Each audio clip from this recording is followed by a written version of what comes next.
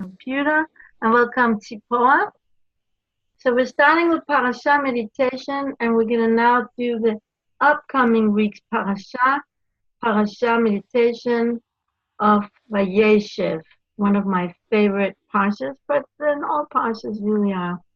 And this upcoming week usher us into Hanukkah, which really, Hanukkah means education, and it's, according to Chassidut, it's education for the future to come.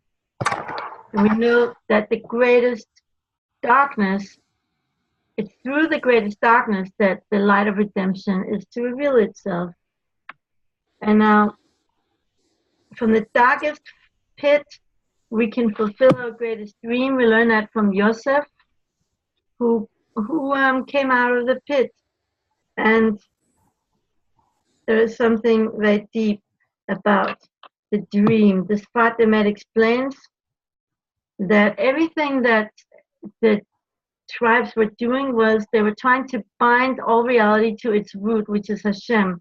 And that's the meaning of the dream about the alumot, which means the sheaves, but it also means like the bindings. We're binding sheaves in the field because they were trying to cleave to the divine root and clarify how all things are bound together, all things are connected, even in a seemingly separation of the matters of the world. That's interesting also, the word for binding, aluma, also shares the same root as the word for silence, ilem. So when it says my alumati, my kama alumati, which we usually translate as my sheaf rose, it can also mean I was silent.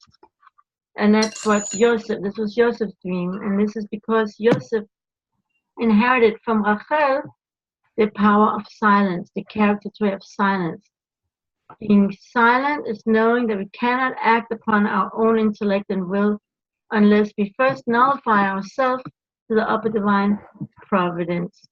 So that's one thing about Yosef. Another thing about Yosef is the importance of believing in our dreams and bringing our dreams out to fruition. This is something we learned from Yosef Tzaddik. He, in the darkness of the pit, he transcended his intellect, realizing that many are the afflictions of the righteous, but Hashem delivers him out of them all, which is from Tehillim. And this is where Yosef's changed to become Yosef Tzaddik, the righteous Yosef, and ready to actualize his dreams and vision, believe in the fulfillment, even when it doesn't make sense according to the intellect.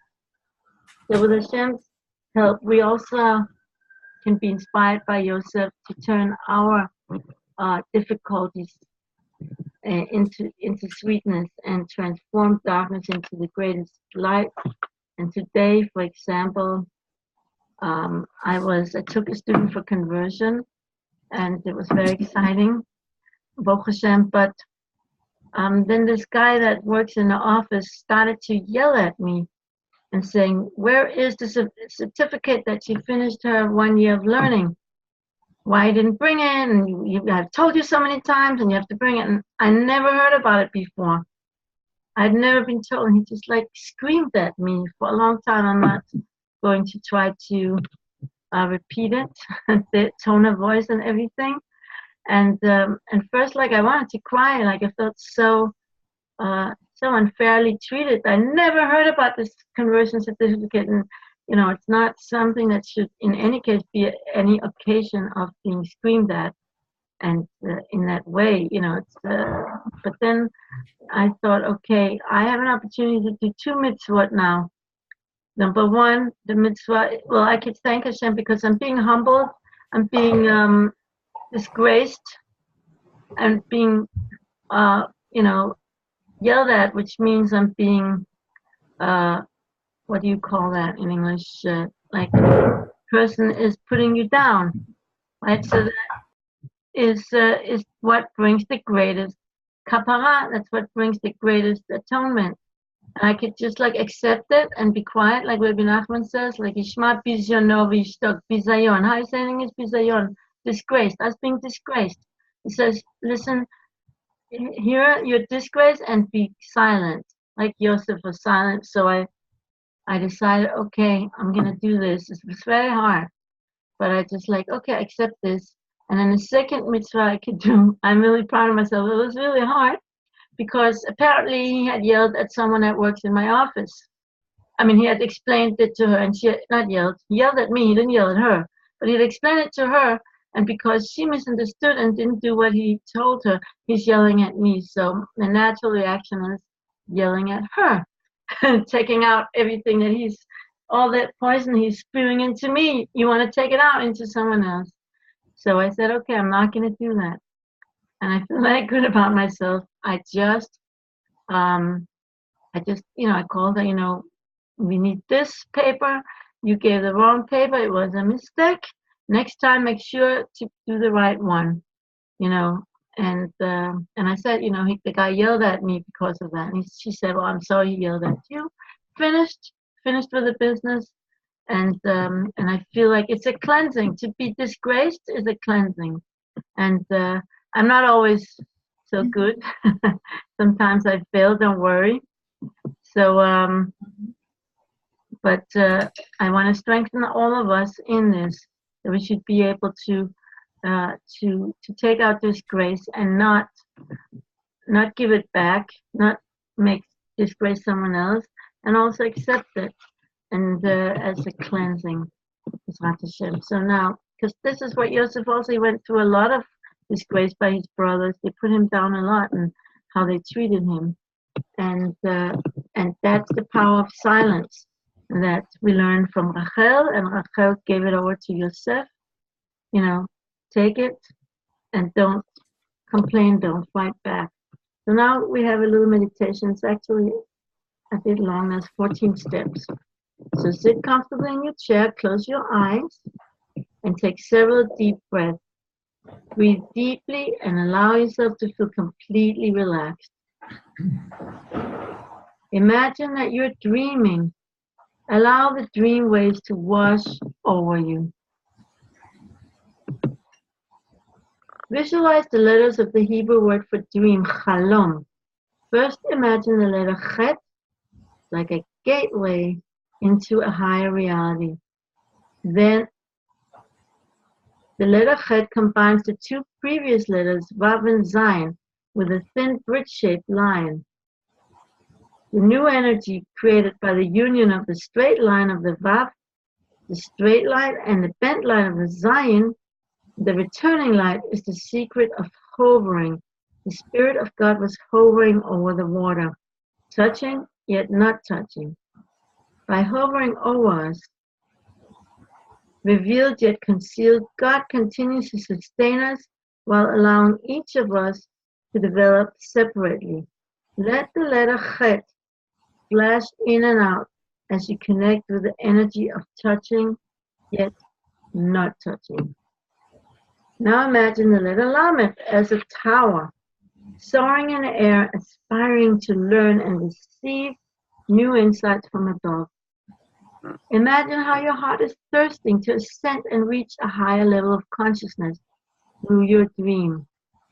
Let the connecting letter Vav appear in your mind's eye. Visualize a straight line from above to below. Imagine this line of the Vav opening the channel to bring down every level of higher consciousness that you are able to connect with.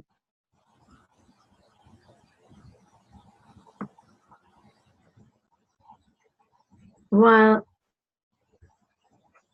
bringing down all of your higher insights, envision the final mem, the closed container containing the underground stream of your dream water.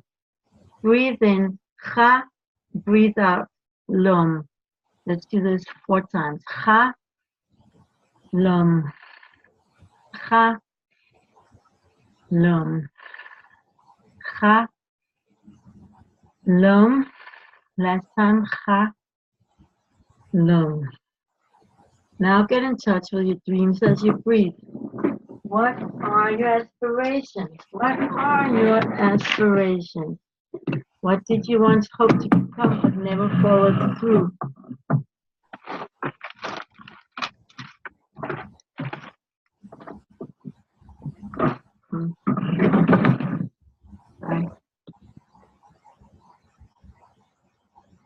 Inhale Cha and exhale Lom. Cha Lom.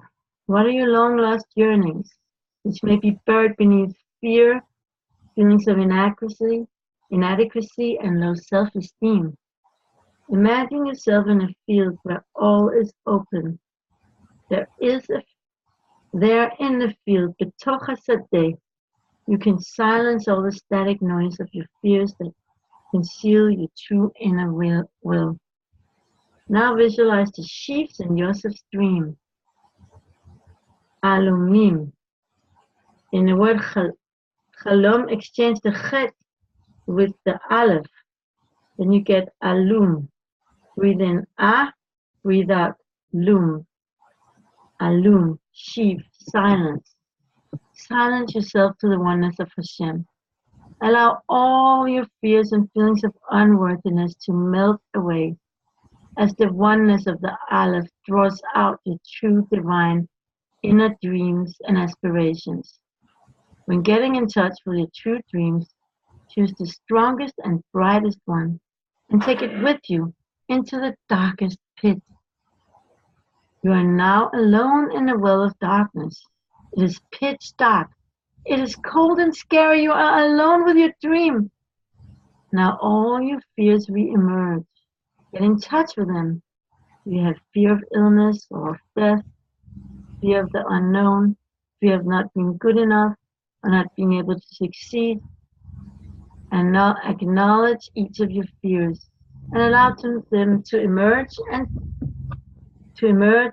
the surface.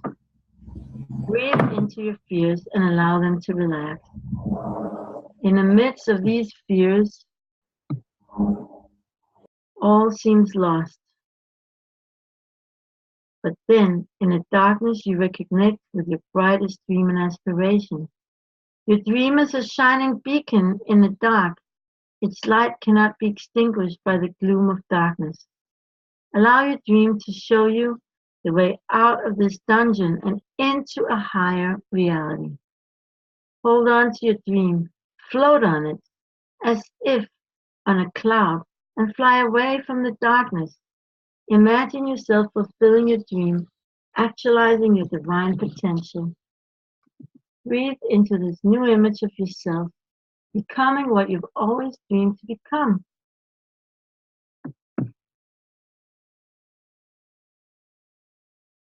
Allow yourself to become your very highest self. Stay with this feeling and with this image of yourself for as long as you can. Delight in your divine image. Then slowly tap your feet and hands before opening your eyes with a renewed resolve to live your life to its fullest. So that Yosef's story is really is one of continual ups and downs, from being elevated as the favorite son, who's then dumped into the pit and sold as a slave in a convey to decadent Egypt. Sometimes it's only when we're stranded in the pits that we rediscover ourselves and tune into the light within. Our normal waking state prevents us from descending into the moral depths and likewise keeps us from ascending to the very heights. Yosef teaches us to turn our breaking into breakthrough.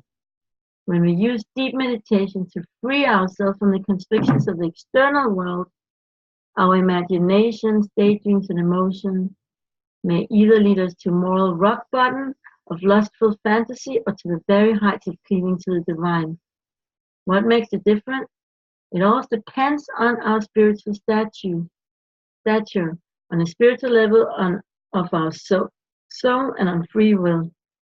So B'ezrat Hashem, may this Parasha meditation facilitate a reconnection with our brightest dreams and aspirations in perfect time for Hanukkah, which is coming up. Okay. So that was the Parasha meditation.